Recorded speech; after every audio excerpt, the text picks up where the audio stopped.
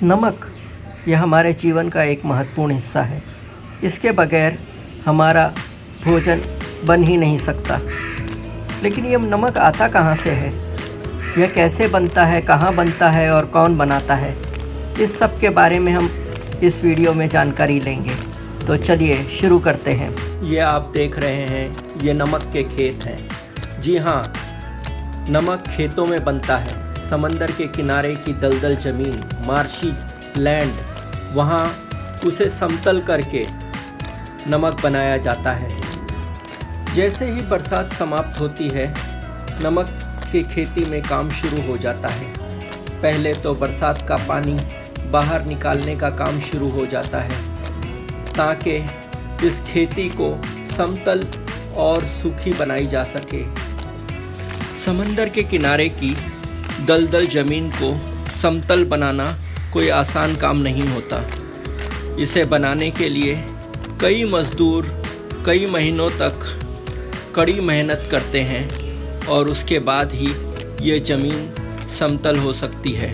आप देख रहे हैं कि किस तरह से मज़दूर एक लयबद्ध तरीके से इस ज़मीन को समतल करने के लिए इस तरह के डंडों से पीट के इसे समतल बना रहे हैं। इस काम के सिवा यहाँ पर नमक नहीं बन सकता। हमने ये वीडियो बनाया है मुंबई के वडाला ईस्ट के सॉल्ट पैन का, जहाँ पर नमक बनाने का काम हो रहा है, जहाँ पर सैकड़ों मज़दूर रोज़ी रोटी की तलाश में यहाँ पर सॉल्ट पैन में काम करने के लिए आते हैं। ये मज़दूर ज़्यादातर गुजरात और महाराष्ट्र के बॉर्डर, सिलवेसा आदि स्थानों से आदिवासी मज़दूर यहाँ पर काम करने आते हैं और ये मज़दूर यहीं पर समंदर की दलदल ज़मीन पर छोटी छोटी झोपड़ियाँ बनाकर यहाँ पर रहते हैं। यहाँ पर मच्छरों का प्रकोप और पीने के पानी की समस्याओं के बीच में इनको गुज़रना पड़ता है। लेकिन ये सुबह जैसे ही सूरज निकलता है, ये अपने काम पर लग जाते हैं और इनकी कोशिश रहती है कि तेज़ धूप आने के पहले ये अपना काम ख़त्म कर सके। ये यहीं पर रहते हैं और जब तक नमक का काम ख़त्म नहीं हो जाता, वो यहाँ से नहीं जाते। नमक बनाने का काम कई चरणों में होता है, जैसे बरसात के बाद पूरे पानी को निकालना, उसकी साफ़ सफाई करना, क्यारियाँ बनाना और फील्ड को लेवल करना। यह काम होने के बाद खारा नमक का पानी भरने के लिए छोटी छोटी नहरें बनाई जाती है। खारा पानी ज़मीन के अंदर से निकालकर सभी क्यारियों में डाला जाता है। एक बार खारा पानी क्यारियों में डालने के बाद सूरज की गर्मी से खारे पानी का वाष्पीकरण शुरू हो जाता है। पानी वाष्प बनकर उड़ जाता है और क्यारियों में नमक जमा होने लगता है। लेकिन इस नमक में बहुत सारी अशुद्धियाँ और गंदगी रहती हैं, जिसे निकालना ज़रूरी होता है। मज़दूर जो नमक बन रहा है, उसमें जो भी गंदगी रहती है वो बड़े एक लकड़े से निकालते हैं और नमक जमकर कड़क न हो जाए, इसके लिए उसे लकड़े की बड़ी खुरपी से लगातार तोड़ा जाता है।